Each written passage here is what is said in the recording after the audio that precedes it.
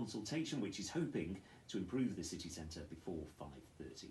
Now, Greater Manchester Police is warning that warmer weather can lead to an increase in domestic violence. The force helped more than 11,000 victims during 2 months last summer.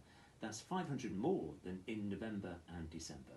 Well, police say that's because of the warmer weather and the longer evenings. Detective Superintendent Denise Worth is from Greater Manchester Police. She says that some victims suffer in silence. A lot of victims, particularly domestic violence victims, will either not realise they're victims or don't believe that they're victims, or actually, even if they are, they don't want to tell anybody about it. They struggle with coming forward and speaking to people, and what we're saying is that, you know, those people that are out there that look like they're happy and smiling, actually what is going on behind that, and are they actually suffering in silence, or nobody's recognised it, or they don't believe it, and can we support them in a different way? Well, Vicky Howarth lives in Collyhurst. She was once in an abusive relationship but fortunately managed to escape with her son. After that, she became a Paralympic athlete for Team GB in dressage. Good afternoon, Vicky. Afternoon. Good to see you. It was interesting just picking up a lot of the words then that the detective superintendent was saying, the fact that, you know, on the outside they might be happy and smiley, but inside it's a completely different story. Can you relate to that? Yeah, and it's absolutely what goes on behind closed doors. And my situation went on for 2 years, and a lot of my friends and my family were absolutely oblivious. When did you first realise it was an abusive relationship rather than anything else? Mine was pretty quickly, but then my ex-partner was also very clever, so as soon as I sort of realised the situation that I was in, I was already under the emotional abuse side of it, and was pretty much trapped. I'm visually impaired, so he was quite clever. He would always get flats and houses that were upstairs, which made it more difficult for me to leave. What form did the abuse take? I had all different kinds. So emotional, we had physical, financially. He was in charge of all my money. I wasn't allowed a mobile phone. He would, I could text, but he would send the text for me so that I could keep in contact with close like friends and family. Visits were very rare. The physical side of the abuse was horrendous. One of the things that he did was I'd already been to the hospital the week before with broken ribs. And he'd cut my eye open, so he stitched it back himself with a needle and thread and an ice cube. And even saying that now, can you believe that was you that was experiencing that? No, it's like a film, and you know, a lot of people say, oh, if that was me, I would just walk out, but I'm a very strong person, and I was a very strong person before I got into a violent relationship, and the way that it grabs hold of you, it is not as simple as just, I will leave. It's the consequences after it. You don't have any money, you don't have anywhere to go. In my situation, I couldn't safely escape, and then you know, some people are actually locked in, and I didn't have a key.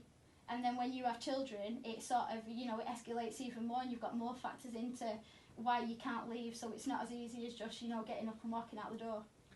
And you talked there about the word relationship, and this is a man clearly that you had feelings for, that at one time you loved, and presumably at the start of the relationship was a kind and, you know, considerate person to you, and that's why you fell in love with him. How quickly did that change? With me, it was probably about 4 or 5 months in.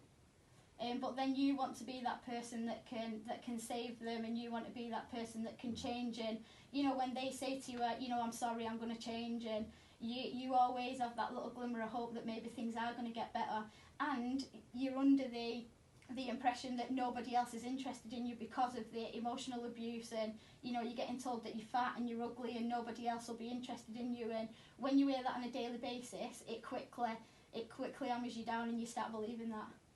When did you fall pregnant and have your son during this relationship? It was probably about 7 or 8 months in.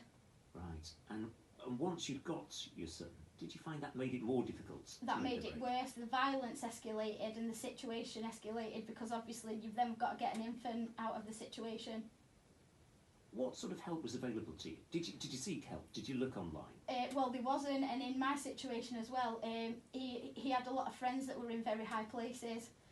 So on occasions when I did try to escape, it didn't quite work out, and it was very difficult. He had a lot of friends in court, so he got away with quite a lot of his convictions. It was, for me, it was probably like the hardest was actually getting out and seeking help. Did any of your friends come to you and say, I'm not sure that you're the person that you were? They didn't have the opportunity because I was never allowed to be alone with my friends. Just extraordinary, isn't it? Just thinking back to that and how manipulative he was. Yeah. When you think back to those times, what would you have done differently? If somebody's listening to this who's in a similar situation, what would you have done differently? Definitely, as soon as you start seeing signs like isolation, if you have friends and you get in a relationship and they try and take you out of that friendship group, or for me, I was involved in sport and I disappeared for 2 years. As soon as you see that they're trying to sort of get you to themselves and they're not supporting your hobbies, they don't want you to sort of continue with your friendships, that is a massive warning sign. We talked there about the warmer days, the longer days. Did you find that the abuse was particularly bad at this time? Well, my ex-partner was a bouncer, so he would be working a lot of the summertime. So he would come home, after a hard day of dealing with a lot of people that had been out drinking all day, and then it would escalate onto me then, because obviously he'd had a bad day and then it was taken out on me. But I think possibly the summertime and also Christmas was always a really bad time. I mean, you've turned your life around completely, haven't you? Yeah. What was that moment that you thought, right, enough is enough, I need to leave? I think it was because I'd left him, and then we sort of started seeing each other again because I'd not made that actual break properly. And then he attacked me one night and he bust my nose open, and I had Connor, my son, in my arms, and there was blood all over me, blood all over Connor at that point. I thought, I waited till he passed out, and then I sneaked down the stairs.